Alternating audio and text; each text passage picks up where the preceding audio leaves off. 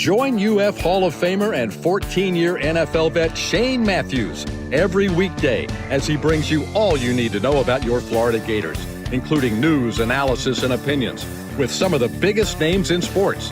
Find us on Spotify, Apple Podcast, Google Podcast, or wherever you listen to your favorite podcast. Or watch us live at 8 a.m. on Facebook, YouTube, and Twitter.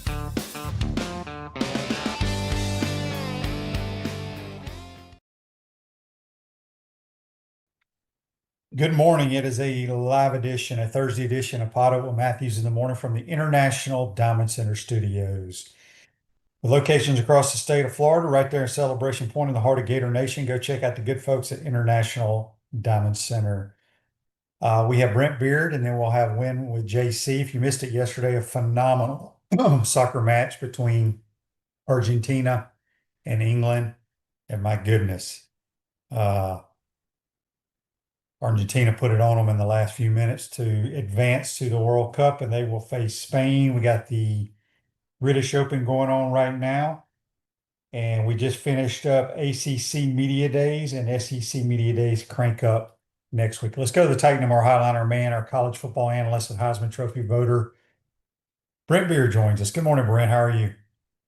Shane, doing well. Good to be on with you. We are in the midst, as you said, of Media Days. Today is Boston College, Clemson, Georgia Tech, Louisville, Syracuse, and Virginia Tech. We had Florida State, Miami that basically led off yesterday. So we will finish the week up with the ACC. And as you said, we will begin on Monday in Tampa with the SEC.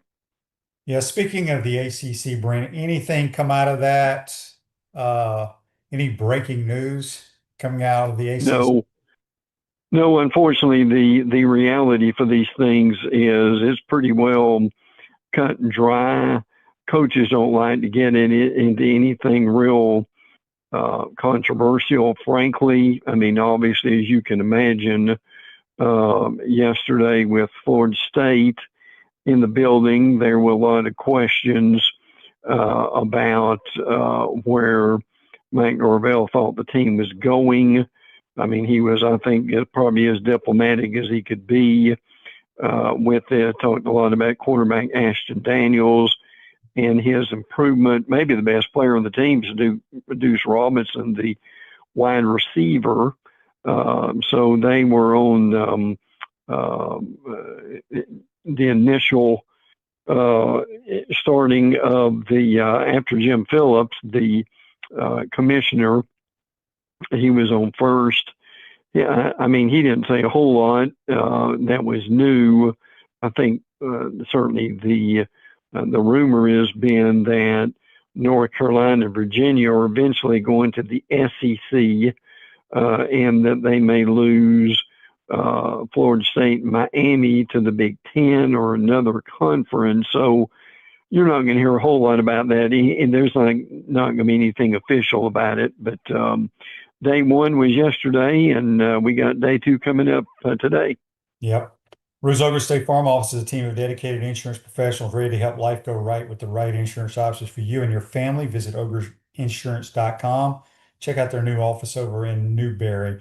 Also, Freddie, who takes care of this program, he wanted me to let you know we got a few spots that he's opened up to advertise for the upcoming fall for football. You know, it's a busy season.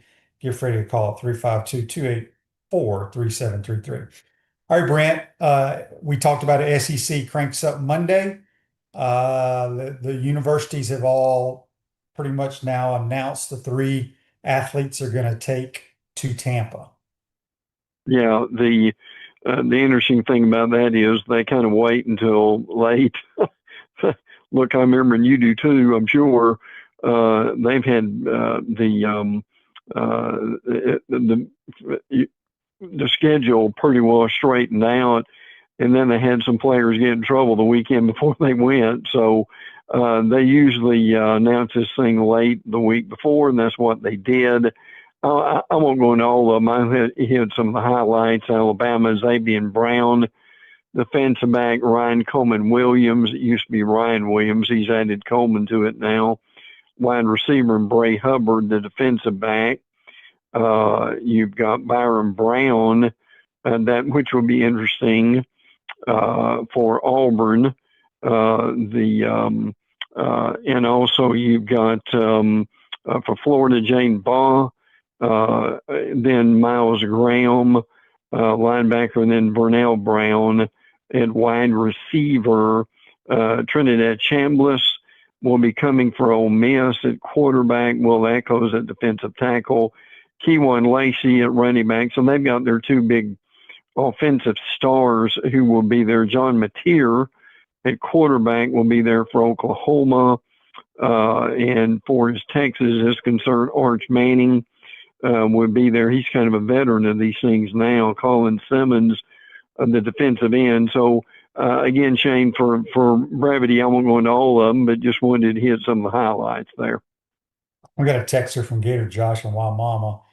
He said, Brent, while everyone is picking Kentucky, Mississippi State, Arkansas, and likely South Carolina, maybe Vanderbilt to be the worst teams in the conference, out of that group, who do you think will be the surprise team that will shock everybody and win 6, maybe even 7 games this season and have one upset over a top-ranked SEC team? Yeah, that's a good question. Some people are looking at South Carolina with Lenore Sellers at quarterback and Nick Harbor as wide receiver. I don't think they've got the line of scrimmage in order to do that. We still wonder about Tennessee. They don't know who the quarterback's going to be, won't know until fall camp. But Deshaun Bishop at running back, Arian Carter at linebacker, and Jeremiah T. Lander at linebacker. Tennessee's defense is going to be better than their offense early on. Certainly, I think Vandy's still in the group. I still think they'll have a pretty good year. Cedric Alexander at running back, Junior Sherrill at wide receiver, or some guys that they're looking at. I wouldn't rule out Missouri either. I think Missouri would be kind of an interesting team. Caden Green at offensive lineman, Jamal Roberts at running back. And again, we got a new coach at Kentucky, possibly Kenny Minchie at quarterback. They like him. Willie Rodriguez at tight end. That's a good question as far as who this is going to be. And I know I'm all over the place with this, but that's kind of the way the league is right now. We really don't know. I mean, Auburn could, with Byron Brown as quarterback, could step up and do a little bit. By the way, Auburn's bringing their kicker. You don't see that very often in media days, but Alex McPherson is coming, Shane. So it would be an interesting week, to say the least. Yeah, Baron's question on YouTube, brought to you by Quality Plumbing for You, is who do you think will underachieve in the SEC based off their preseason expectations? He thinks it's going to be Ole Miss and Texas A&M. Yeah, who will underachieve? When your quarterback's coming back from last year, like Trinidad Chambliss is, if he's anywhere near as good as he was last year, and Keywan Lacey can stay healthy, I do think they will be okay. I tell you what I hear from beat writers, and I mentioned this several times, but it bears repeating. The LSU beat writers would tell you that they have got that. I think they'll be fine at quarterback. They've got guys like offensively, they will be okay. Defensively, T.J. Daugherty, the linebacker, Trinaz Green, who's a tight end. Whit Weeks is healthy. But the problem is there's still this concern that LSU is just not as good up front as they need to be, frankly. And I tell you, the team that's going to media days that is highly ranked by everybody, but it's about as quiet as a church mouse, is Georgia. I mean, Drew Bobo is coming. Obviously, Gunnar Stockton is coming at quarterback, Raylan Wilson at linebacker.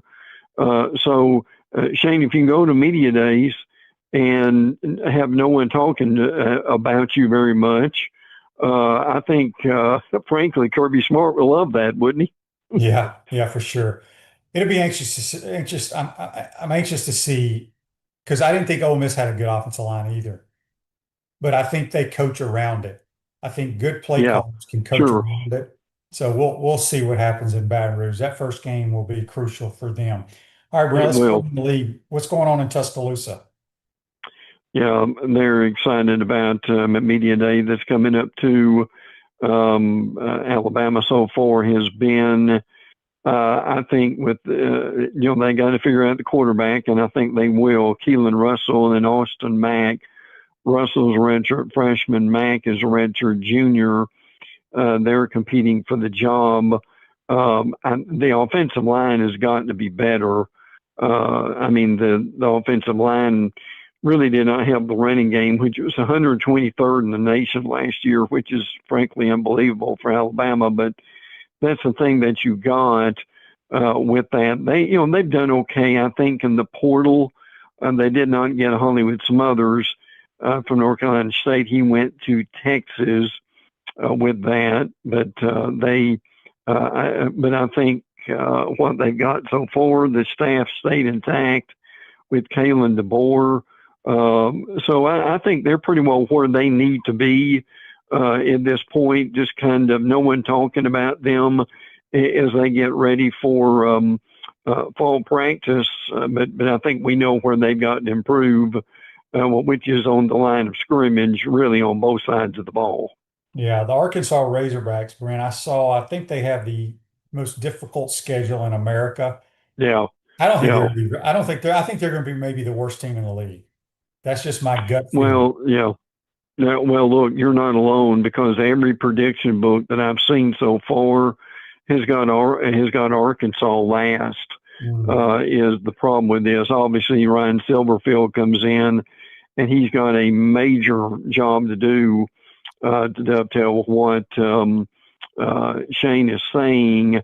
So they've got to find a lot of things, including a quarterback, KJ Jackson, AJ Hill, or a couple of guys a lot of people probably haven't heard about yet. They're hoping the offensive line will be better, frankly, than it was. So, look, to your point, and I agree with that, Shane. And it's going to take a lot of work for them, frankly. And look, the problem for teams like Arkansas is we've got an additional SEC game this year, and that's not going to help them at all, is it? No, no, not at all. Auburn, Brent, I don't know what to make of Auburn. Auburn is basically another version of Tennessee. They run the same type of offense. Yep. It works. I'm not a huge fan of it. I think Josh Heupel has done a good job at Tennessee, but they have struggled ever since Hendon Hooker left. They have not had good Yes. quarterback play, and they haven't Yes. been very good offensively. I just don't know what Auburn's going to do. I mean, obviously that's a huge game for the Gators, but I think they're going to struggle as well this year. Oh, yeah. Well, Auburn's problem the last several years is that they have not had a winning season, and they have really struggled. Now, Golish comes in from South Florida, and what he has done is, and I'm curious what you think of him, he's bringing Byron Brown with him as quarterback. Brown has put up a lot of yards, 3,000 in the past two seasons. He's thrown 52 touchdowns. He's a rushing threat. Also, and look, Auburn's got enough defensive players coming back to where they could frankly be okay. But again, the schedule is so rough. In the middle of the season, they've got 5 or 6 straight games, and they're going to be difficult. So, Shane, my question is, can Brown help them in some of these close games in the SEC? He can run in the ball. He might as well Yeah, run number 32 at quarterback because he's like a tailback. yeah, If you force them to throw the football, they have no chance. yeah. Good He's a point. below average thrower of the football. Uh, Auburn's going to have to now. I don't know how many players they lost off their defense. They've been very salty the last couple of years defensively. They have been. Um, I think they will be better on offense, but I still have my doubts about Auburn. Yeah. Uh, what's going on with the Gators? Well, nothing but good news. I'm sure you hear like I do that there's a lot of excitement about Florida with John Summerall, and be interesting to see how he does at media days. Also, so I mean, with Buster Faulkner coming over, don't quite know who the quarterback's going to be. Tramel Jones of Jacksonville is also in that mix. Obviously with Philo, so that's going to be interesting. I think the line of scrimmage will be talked about a lot for Florida, and I think that will be somewhat better than we think it's going to be too. So, and Jane Baugh, I think, is going to be one of the better backs anywhere. So, I look, if anybody can come in with some momentum right now from the off season, I frankly think it's the Gators. No, they haven't played a game yet, and we understand that. But I think there will be a lot of interest from the media and what they have to say. UF grad Michael Schneider, one of our great listeners on the program, also a real estate attorney, can help you save thousands of dollars in real estate commissions by helping you sell your home or land by owner without a broker. Michael Schneider, PLLC, serves the entire state of Florida. Contact Michael at maschneiderpllc.com.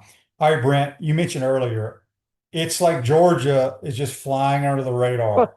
Nobody's Yeah, talking about them. yeah. Gunnar Stockton, he's not going to be a flashy type quarterback, but boy, he's a competitor and he gives his team a chance to win. What's going on with the Dogs? Well, look, they come into the media days with, and their head coach is basically the veteran of the league. And to his, Kirby Smart's really grown in this role. A lot of people were concerned early on, how would he do with the media? And I think at this point, he's done about as well as any of the coaches. Gunnar Stockton, as we mentioned earlier, comes back. And look, I mean, his numbers are pretty good. He's got nearly 3,000 yards, 24 touchdowns, only 5 interceptions last year, which is very good. They think they've got enough guys coming back on the offensive line that's going to be able to help them. Nate Frazier comes back.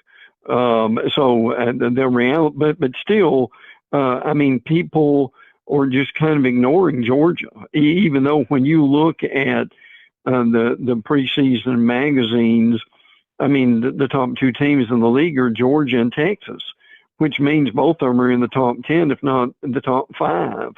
But again, I think Kirby loves this. All the attention is probably going to be at Texas when they stroll in at media days. But so Georgia's kind of under the radar, and that's fine for them. Yeah, Sam on Facebook Live, brought to you by Mel Law, wants to know why Tampa not destined for SEC media days. Well, they have their spring meetings there every year, and they bounce around for SEC media days. They usually try to have it in a bigger city. That's what I think. Well, listen, I'll comment on that too. Tampa has really, and you understand Tampa as well as anybody. Tampa has grown in sports, and what people may forget is the national championship game this decade is going to be in Tampa.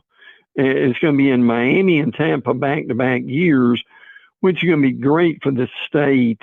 And look, it's going to be very interesting to see how Tampa does media days. But I think it says something, doesn't it, Shane, that they're actually having media days in Tampa for the first time. Yeah. Brent, the Kentucky Wildcats, new coach Will Stein, I think the world of him. I think he's a really bright and upcoming coach. I don't know how many games they're going to win, but I will put a lot of money on this. They will be 1,000 times better on offense than they've been in many, many years. Yeah, I would agree with that. And I think the reason for it will be that they really slipped in Mark Stoops the last few years on the offensive line. That they know it needs to be a strength.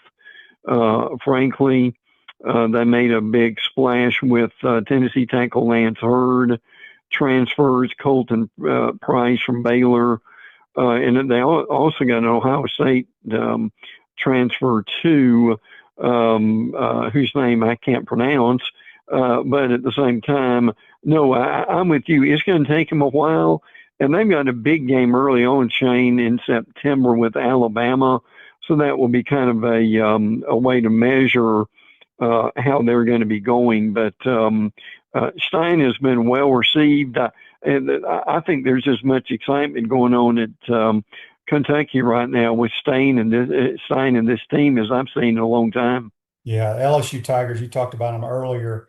And I think Andy was asking on Facebook Live, are you surprised that Sam Levitt is not going to SEC Media Days? A little bit. Usually your quarterback goes. That they may have just decided to protect him a little bit. Now, again, he got hurt, but we understand he's fine and he's healthy now.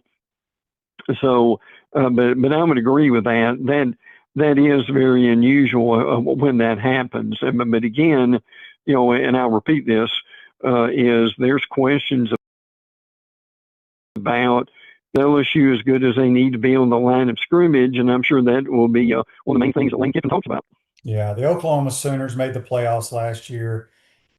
I'm anxious to see, a lot of people have them making the playoffs again this year. Their schedule is brutal, but this It is year is. two under Arbuckle and Mateer. What do you think's up with the Sooners? Well, a lot of attention obviously is on Mateer. I mean, he's coming to media days, as we mentioned, and I think the main thing he's going to hear is, "Are you healthy?" And obviously, I think at this point he is.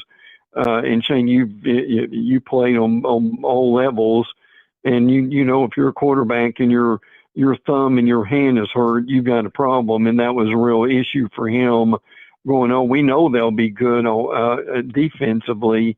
And that's one of the big things that they did last year was that they basically got their defense going, and that's the thing that helped them.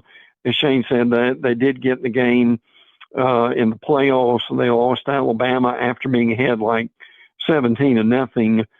So they've got to get some things straight with that. But that would be interesting to see how they do and how if Mateer has a big year, they could well, I won't say easily, but they'll be in the playoffs again.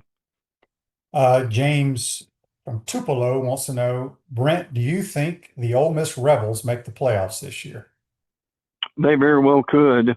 I mean, when you bring back the bell cows that they've got, Trinidad Chambliss, if he's healthy throughout the year, I think that's going to be really good. Deuce Knight from Auburn, transfer will back up Chambliss, and they think he may take over in 2027. They think the offensive line will be a strength for them, frankly. And now the good thing is a lot of that coaching staff stayed intact even after Lane left for LSU, and they've got enough guys on this team where they can be very good. They've got an early humongous game in September when LSU comes to town, and the hype for that will be just off the charts, frankly. That's the thing. Now, they won't have Charlie Weiss Jr. He went to LSU, but they do think there's enough guys. Quarterback coach Joe Judge, people are, I think, familiar with that name, John Garrison on the offensive line. No, I think it's a good question, Shane. Overall will be how will they do? And look, if you've got a strong quarterback and they do in Chambliss, I think the future looks pretty good for them. Yeah, they have a chance to have a good year. Brent, give us some nuggets before we get you out of here. Yeah, and we mentioned South Carolina a little bit earlier. Lenore Sellers comes back, and he's really one of the better quarterbacks in the league. But as we mentioned earlier, the offensive and defensive lines, how good are they going to be? Dylan Stewart returns on the defensive line, so that's going to be a real help for them too. We mentioned Nick Harbor at tight end, really is a very good player along that line too. We've talked about Texas a little bit. Arch comes back, as everybody knows, and we think their defense would be better, frankly. Texas already picked to be one of the better teams. Don't sleep on A&M. I think A&M is going to be good. Marcel Reed comes back. I think their line of scrimmage would be better. But we're looking forward to a big week. We'll certainly recap it, Shane, with you later on in the week next week. But it starts on Monday and goes through Thursday, so it will be an exciting week, we think, in Tampa that's coming up. No doubt about it. Brent, great stuff as always. Appreciate your time, and we'll talk to you next week, my man. We look forward to it, bud. Take care. That's Brent Beaird, a college football analyst and Heisman Trophy voter. Join us on the Titan Tomorrow hotline. Gallo Car Wash is your car wash headquarters. And with a monthly membership, you can stop by Gallo Car Wash daily. Many locations in the Gainesville area. That's going to do it. We're going to take a quick time out, come back, turn this thing over to Corn Dog for Win with JC. You're watching and listening to PodUp with Matthews in the Morning from the International Diamond Center Studios. We'll be right back. Our premium sponsors are Atlantic Roofing, Campus USA Credit Union, International Diamond Center, J.F. Hayden's Craft Liqueurs, Los Landeros Tequila, Meldon Law, Titan MRI and Imaging, Castaway Sauce, UF Health Orthopedics, Michael Schneider PLLC, Florida Legends Gala and Experience, Money Metals, Sensei Asian Bistro. Our gridiron sponsors are Baker Sports, Florida Cracker Oyster, Gallo Car Wash, Miapa Latin Cafe, Peachland Dental, Quality Plumbing, Rue's Ogre State Farm, Silverback Concrete, 84 Lumber, Big Mills Cheesesteaks, Celebrate Primary Care, Gator Bait Media, Florida Cracker Kitchen, Gator Dominoes, Ironwood Golf Course, McDonald's of Gainesville, Tropical Smoothie Cafe, UF Bookstores, International Gold and Diamond, Advocare, and MGA&A Wealth. Watch and listen to us live on Facebook or YouTube. Listen to podcasts wherever, on Apple, Spotify, or wherever you listen to your favorite podcast. Remember to like, follow, and subscribe so you don't miss an episode. And to advertise, be sure to call my man Freddie at 352-284-3733. To the Swamp and the Gators, with the best beverage served at Spur's Gridiron Grill. 100% agave, Los Landeros tequila, aged in bourbon barrels for a smoother taste. I think you mean Head Beer Coach 1966 lager, a crisp, light, bodied lager for easy drinking. Nope. Los Landeros tequila, smooth enough to drink neat, bold enough to elevate a cocktail. 1966 lager, enjoyed on game days in the fall or whenever you need a winning cold brew.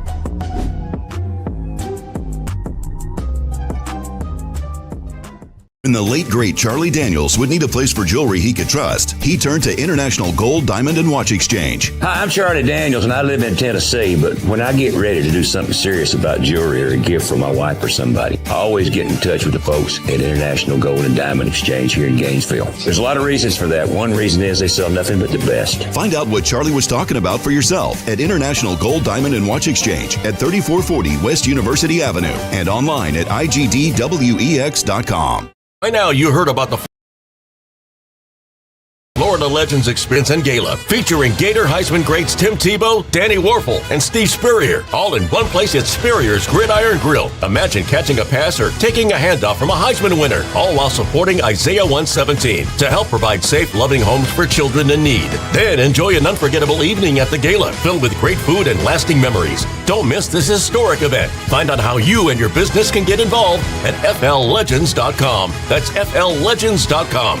To the Recent price spikes in groceries, healthcare, gasoline, steel, and lumber tell the story of inflation. As the reality of all this inflation sinks in, investors will be acting quickly to diversify and protect themselves, their families, and their assets. Low transaction costs are one reason Investopedia calls Money Metals the best dealer in America. Don't waste any more time. Start protecting your savings today with physical precious metals at moneymetals.com/go. Okay, here we go. Second half of Thursday edition of Pod Up with Matthews in the Morning. It's time for Win with JC every Thursday at 8:30 as we get ready for football season, as we close out July and we go into August, and training camp is about to start in the NFL. We have media days in college football. We're going to touch on college football just briefly a little bit here in a few moments. I'm going to, along with Zach Rothrock, touch on the World Cup, of course. The British Open is also underway with the first round. They're already on the course. They've been on the course since you've been asleep. I think with the British Open being 5 hours away, they probably got out there around 2 a.m. as you were sleeping.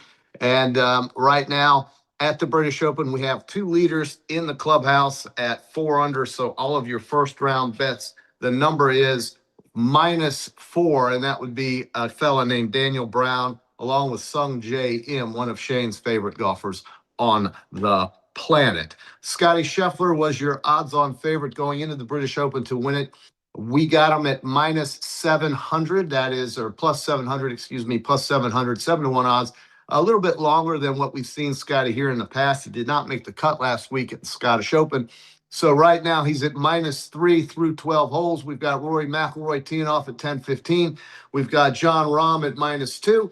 Matt Fitzpatrick, who's had a great year, is teeing off along with Rory at 10:15. I've taken Robert McIntyre, your Scottish player, to do big things in this tournament. I really like his chances this week. He's very comfortable over there across the pond. I've got Hatton, McIntyre, Scheffler, Brian Harmon, and Tommy Fleetwood all to win at very heavy plus odds. 30-1 on McIntyre, 7-1 on Scheffler, 100-1 on Harmon. So looking pretty good with those odds, I feel like. But I think the way you play golf, and as I've said before, as is yesterday, I think I said this, you basically, I think, should wait until the weekend. Wait until the weekend, let the cut happen, thin out the field. The odds go down for sure, but you could still do very, very well. Last week, we had Chris Gator up at the John Deere Classic. 2 weeks ago, Chris Gator up at the John Deere Classic. We also took him for a top 10 finish. He missed it by one place. He finished tied for 11th in the Scottish Open. Zach Rothrock is with me as we go forward here in the next 25, 30 minutes. Of course, I'll be reading some of your takes on YouTube. And if you have a play, let us hear about it. Let us hear about it and see what you like as we are wrapping up the World Cup, which has been nothing short of spectacular for me in the last 30, 40 days. I really have enjoyed this World Cup. I think, Zach, if you're there, I think this has really helped me bridge the summer. I'm just speaking for me. The summer from the doldrums of the end of the College World Series to where we are today, which is the All-Star break in Major League Baseball. All right. The World Cup has been 30 to 40 days of just sheer enjoyment for me. I have really liked watching 3 soccer games at one point during the round of 32. I've really enjoyed the last 16. We get to the quarterfinals. Yeah, it was a bummer watching the United States lay an egg. Belgium just was so much better. You know, they were just so much damn better. So you have to be happy with what you saw, but disappointed with how it ended for the United States. But that doesn't mean you can't monetize this damn thing and win some money, and I plan on doing that. Yesterday, Zach, I don't know if you watched it, but that England-Argentina game was absolutely heartbreaking for the Three Lions. The Three Lions are winning 1-0 after the 55th minute. The Three Lions have an entire country and literally the United Kingdom on edge, when all you're basically trying to do is hold on, or at the very least get to extra time. But this damn Argentina team will not die. You cannot beat these guys, it feels like. They're a little bit older. They're averaging around 29, 30 years old, 31 years old. Of course, Messi's up there in his upper 30s. But these guys come back, and they come back, and they come back. You know, the game they had, I still can't get over the fact that they were down to Dr. Congo. They were down big. Who was beating them? By 2 goals? Egypt, and they scored 3 goals in the and they scored 3 goals in the last 10 minutes with a little help from the Zebras. Sure. But damn, Argentina is something else. So they go ahead and score in the 85th and then in the 90th minute, and the British are losing their minds. You realize England has not advanced past the semifinals since 1966. I was 2. You weren't even born. They won the World Cup in 66. But since then, it has been 50 years. Is that 50 years? 60 years of absolute, 60 years of just utter futility. And here they have their best chance in Atlanta in an air-conditioned room, all right, playing against Argentina, the defending champions. They lose 2-1. That then sets up the finals for what is going to be spectacular between Argentina and Spain. The consolation game, if these guys can get off the mat, of course, is France and England. I lost the France to win bet. Spain was tremendous, just unbelievable midfield defense, and just really shut the door. This is a case where good defense once again beats good offense. What is your take from yesterday's game, and what do you think we're looking at here in the final? Yeah, I mean, it just feels like Argentina is a team that finds a way to win. You can call it skill, you can call it ref, help, whatever, but it feels like they just find a way to win all the time. So my futures bet on the whole tournament was Argentina to win the whole thing, just simply because of that. So I think at this point I may potentially do a hedge with Spain. It feels like Spain is the overall best team in the field in the tournament, particularly with their defense. It seems like it's very hard to get good shots on goal against them. As far as the third place game goes, it's hard to tell how the emotions will be for that type of game. Because it's hard to tell who will be all the way in it or who will be out of it. It seems like if both teams are up for it and giving it their best shot, I would definitely like France to come out on top with that one.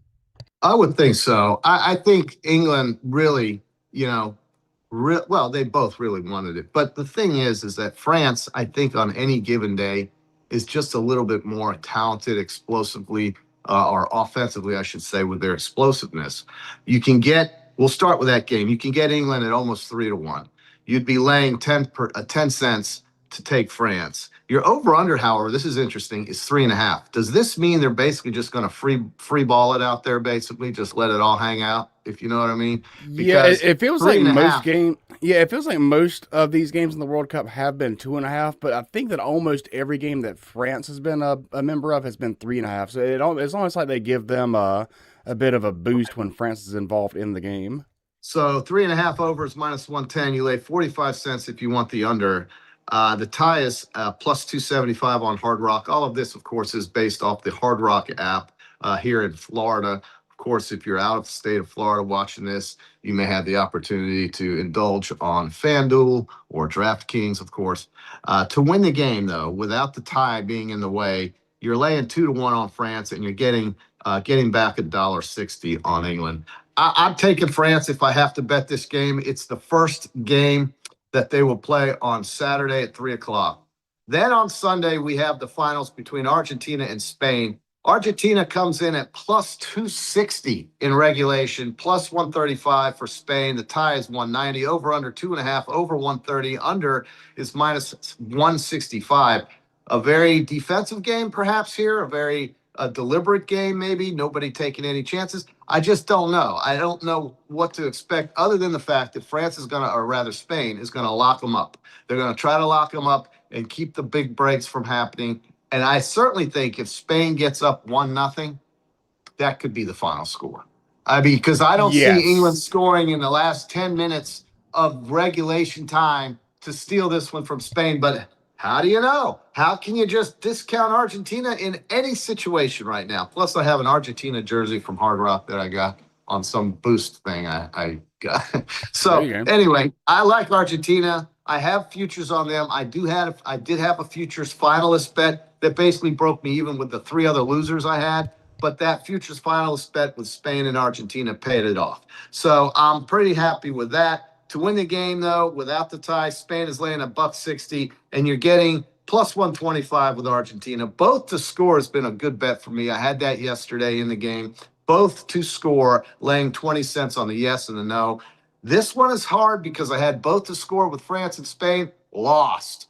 France did not score. What are the chances of that happening? You know, Spain has only allowed one goal in this whole stinking tournament. One freaking goal. One. That's it. That is it. They've seen one ball in the back of their net. It's unbelievable. Yeah. They're the Baltimore Ravens. They're the freaking Bears, the Giants of 86, 85, whatever. Bears. Yeah, 85 Bears. Yeah, 85 Bears, 86 Giants, 2000 Baltimore Ravens, Ray Lewis, or 2001, whatever year that was. That's who Spain is. You cannot get through that midfield. I'm really going to be interested to see, and I like scoring, but how Argentina plans to attack Spain is going to be a real key. And you can look at some of these props as well. Messi anytime goal, plus 1,700, plus 400 in the first half. Mikel Oyarzabal, plus 200, plus 450 in the first half. And then for Argentina, you got Julian Alvarez and Lautaro Martinez along with Messi, plus 350 on both of those guys to score in the game, plus 800 in the first half. I have no interest in the golden boot. It's going to Messi. That's pretty obvious to me with the way France bailed in their game. So Yeah. I think Messi is minus 165 right now. I mean, that's a winner. I think that's a winner unless something bad happens in this game or Mbappe scores 3 goals. The overall goal leader bet, I don't know would where those that still is. count? Is that how so the third place game goals do still count for the race? I gotta think it does, but maybe yeah. I didn't really consider it, but I would assume they do. That is part that's of the why I'm tournament, not touching any of this. I'm not touching these golden boots, golden balls, golden anything. But I do like if I were going to take an anytime goal, you can get Messi at plus 170 and you can get Yamal at plus 210. But these are very low odds, I think, for something that just may not even come close to happening. Messi didn't score yesterday. He had a great crossing pass. And yes, they took advantage of England just collapsing with the prevent defense. Once again, the prevent defense loses for England, and the entire United Kingdom is in the doldrums. They are completely shot. They have spent a month over here. Yeah. They've spent tens of thousands of dollars. I'm guaranteeing you, some of them, at least who have stayed the entire duration, those who came over in the last week or two, all the traveling England did from Atlanta to Mexico to New York to Miami, back to Atlanta. I mean, the traveling is insane. The hotel's got to be insane. The ticket prices, I think, yesterday went for $4,400 in that game. $4,400. Oh, God. Yeah. Boy, the Brits spent some money over here. Officially, yes, the third place goals will count. So if Mbappe scores, it will go towards the golden boot. Got some YouTubes here. Franklin Hall loves the background with all the caps. Thank you very much, Franklin. Thank you for watching as well. Baron wants to know if I have flat bills. That just doesn't work for me. I'm a relaxed fit guy. It has to be relaxed fit. Must be relaxed fit. If it's not relaxed fit, I'm not relaxed. The flat bills just look goofy to me. I plus my head. I don't have a big brick of a head, so it's a loser. It's a loser for me. But thank you for asking. I think once this is over now with the soccer and the British Open this weekend, we really do hit the countdown, I think, to football. And Zach, the college football scene, the college football scene for us here locally is all that really matters.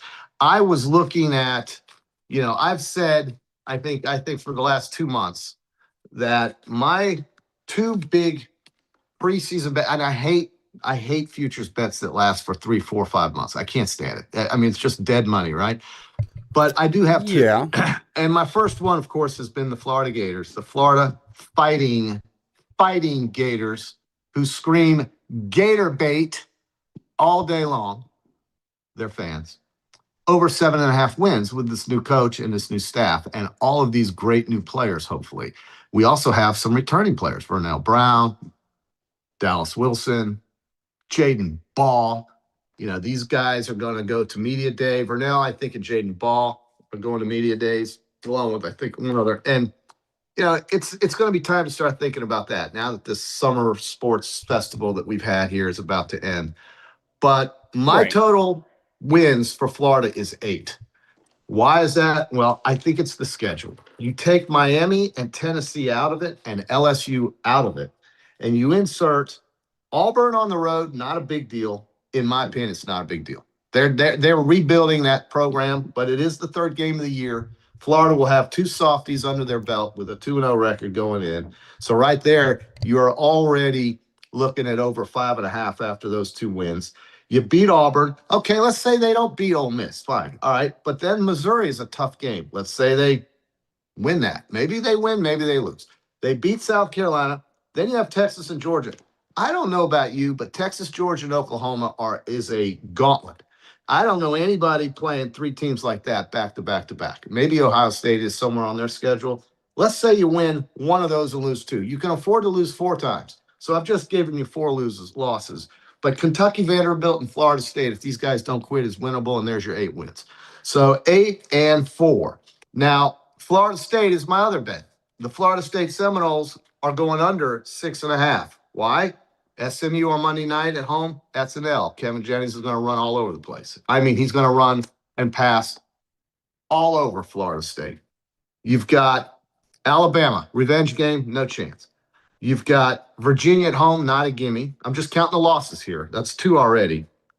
You've got at Louisville, L. At Miami, L. Clemson, L. That's 5 already. Boston College, at Pitt, they're going to lose one of those 2. Probably lose to NC State. Then you have Florida. You're only looking at 4 to 5 wins. I think that's a very safe bet at under 6.5. And speaking of Miami, and the ACC, by the way, did come out with a new tiebreaker rule for their ridiculous conference championship game that carries very few people. They're now going to use, of course, head-to-head, but when head-to-head doesn't work like it didn't last year, they're going to use analytics because we had all these teams playing head-to-head that beat each other. Analytics to separate tie teams when head-to-head doesn't work. Success ranking is what they're going to use to reward the team with the strongest body of work. Last year, it was Duke and Virginia that played, but Miami was the team that sat home and got to the promised land in the playoffs. All right, they outbid, I guess, Notre Dame. Zach, you remember that? They got to the playoffs. They beat Texas A&M on the road. They beat Ohio State in a bowl game 24-14, beat Mississippi 31-27, and ended up losing to Indiana 27-21. The Canes have a total of 10.5.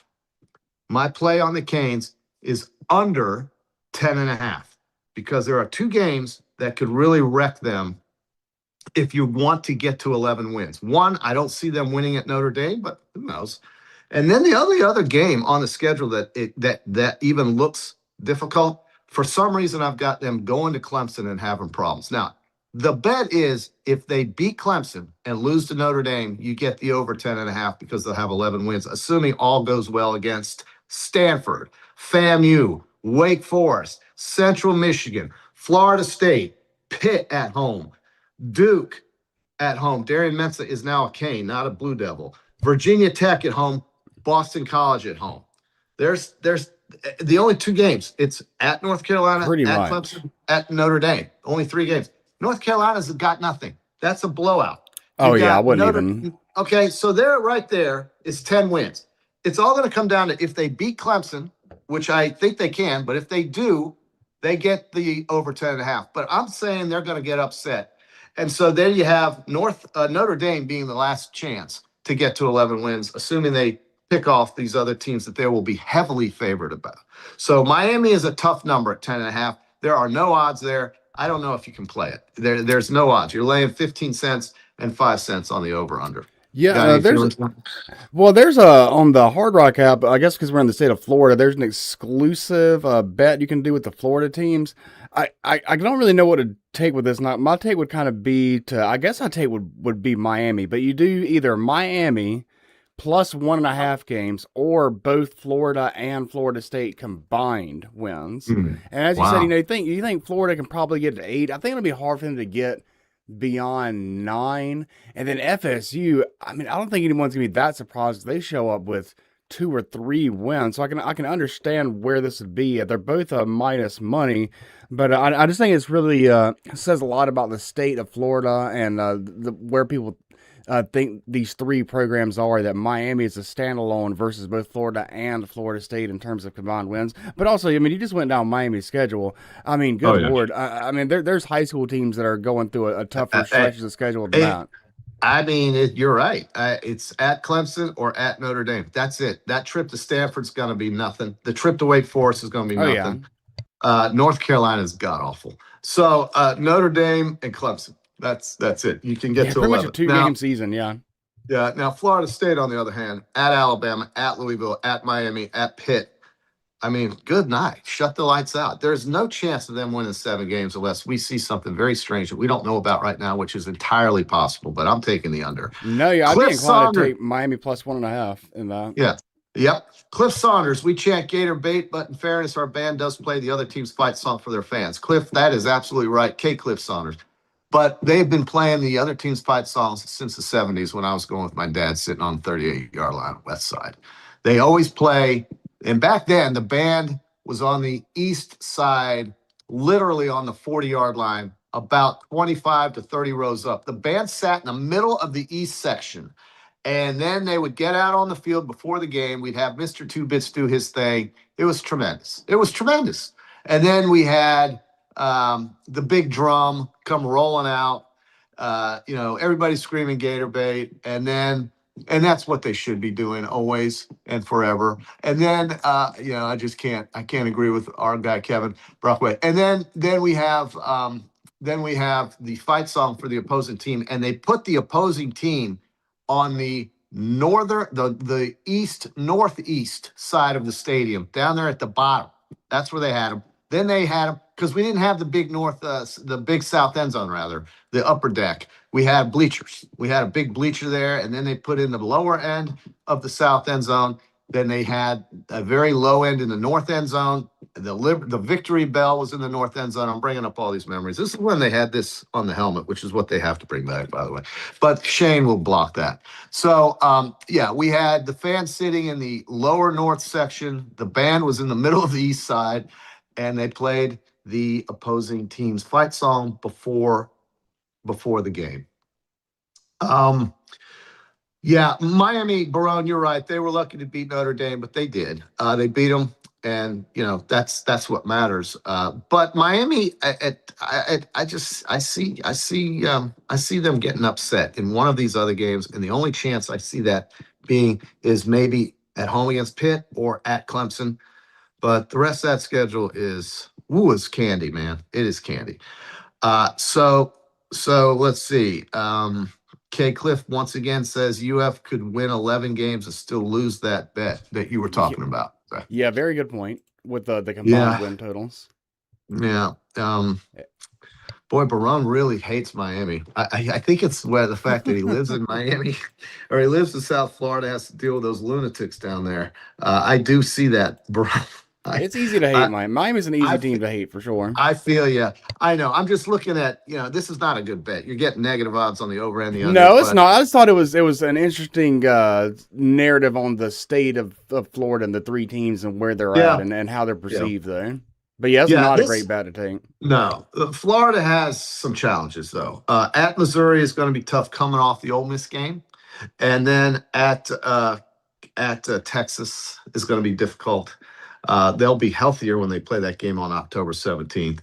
But right between Texas and my surprise team in the SEC, which I don't think will be much of a surprise once they start playing, but Oklahoma is my sleeper in the SEC. I just believe in that quarterback. I believe that Brent Venables is just a genius on the defensive end. Clemson has fallen off since he left and became the Oklahoma coach for sure. It's undeniable. It's undeniable. All right, that's some football. We'll get with that.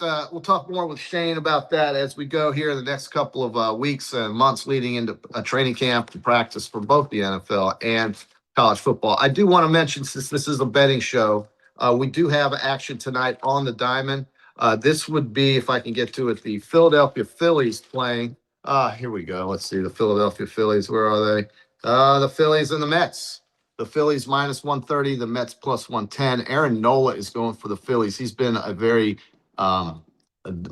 bad pitcher for the Phillies. They haven't really done well with him on the mound, but the Mets are just god awful. The Mets might be one of the worst teams in the National League, if not the worst. They're horrible. They are just bad. It doesn't mean they won't win one game on any random day. But the Phillies have been in Philadelphia now through the All-Star break. They haven't had to travel. Their players are rested. They're laying 130. I'd just go ahead and just do that. Or just if you don't want to, you want to take plus odds, you can delay the run line. It's 1.5 plus 150. But it really comes down to Aaron Nola. He sucks. He's having a bad year. But everything in New York with the Mets in the Queens is awful. Everything is bad. Everything is bad. Even their uniforms are bad. Over under 9.5, probably take the under, even though I just got done telling you how bad Aaron Nolan was. Real quick, the Boston Red Sox, the hated Boston Red Sox. This is a team that's playing Tampa Bay this weekend. This is a team that's won 9 games in a row going into the break. They probably wish they could have kept playing. They're 9-1 in their last 10. They are minus 10 wins to losses at home. They're not good at Fenway, but they're plus 5 on the road. The Tampa Bay Rays come in with the best record in the American League. We have a day-night doubleheader in Boston tomorrow. They haven't posted odds, But you can look at some futures with the Red Sox who are red hot. Plus 145 to make the playoffs. That includes a wild card. There's 3 wild card teams. Not a bad futures bet. You're only going to have to wait 36 wins away. You'll have to wait a couple months for this. But plus 145, your win total for Boston is 81.5. They're sitting at 46 wins. So that's 36 wins to go. 36 wins to go for the Red Sox. They are clearly right now the hottest team in the month of July. They've got the best record. They're 9-1 in their last 10. The Rays come into this game with Junior Caminero having gotten hit by a pitch in the All-Star game. Poor guy got his hand hit, had to leave. But it wasn't broken, nothing like that. Nothing structurally wrong, I don't believe. He's day-to-day is how they list him. If he had a broken hand, he'd be on a 60-day deal. So he's definitely not on that. So he is day-to-day, just probably hurt. But they need Junior Caminero, the Rays do. And then there's another team in that division, the Yankees, my Yankees. There's Thurman Munson right up there. Thurman Munson, the greatest catcher to ever play the game. Sitting up there by the White Sox hat for some reason. I got to do an adjustment here. I'll swing it over like this. There you go. There's Thurman. See, there's Thurman. There's Thurman right there. Greatest catcher of all time. Well, they're plus 125 to win the division. They're 3-4 games, something like that, behind the Rays. We have the trade deadline 2 weeks away. I think it's August 2nd or August 3rd, something like that. 2 weeks away for the trade deadline. 3 weeks, 2.5 weeks. The Yankees will be buyers. They absolutely will be buyers. They're going to find pitching. Aaron Judge at some point is going to be back. This bum Giancarlo Stanton will get his 40 days of work for the year in probably by August, September. You know, he works 40 days a year. Makes 30 million, 40 million, works 40 days. Best contract since Bobby Bonilla with the 1 million for life. Never playing anymore. But Stanton's a bum. He'll be back, though. Maybe he will help. But the Yankees have maintained. They went through a bad stretch in June. They have played very well here in July. The pitching is solid for the Yankees. They've got the Cy Young leader in the clubhouse with Cam Schlittler. So the Yankees at plus 125, I kind of like that bet for the division, and they will be buyers at the deadline. So hopefully that'll clear up some cobwebs for you. Maybe you can monetize this. I have Spain to win the World Cup. I'm going to take them for 90 minutes. I'm going to take them to win the game without the tie involved. I love the way Argentina has hung in there. They never quit, these Argentines. And I love the country of Argentina. Their president loves America, and they are beautiful people down there. But I think, and I'm not a big fan of Spain. I don't like their government. I think it's a dirty place. But I'm just trying to win money here. So it's Spain. I guess that's the bet for me. I may hedge with a little plus money on Argentina. Like I said, you can almost get 3-1 on the 90-minute bet. I'm not going to play the tie. And I'm probably not going to play both teams to score because I think Spain's going to lock it down in the midfield, just like they did. Any final thoughts for you, Zach? Yeah, well, I had one of those kind of a home run swing at that one. It'll be plus 325 if you take the regulation to end and a draw plus the under 2.5. So looking at either 1-1 or 0-0 draw in regulation and extra time. And you don't even have to worry about who wins after that. I'm going to tail that. I'm going to tail that with you. And maybe we'll get some plus money and the winner of the game. We'll see. Well, all right. Well, thanks, Jack, for joining me. Thanks, everybody, for chiming in and staying with us here through the 9 o'clock or 8 o'clock hour. I'll be back tomorrow morning with Shane at 8 o'clock with PodUp with Matthews in the morning. Have a great day today, folks, and good luck with your bets.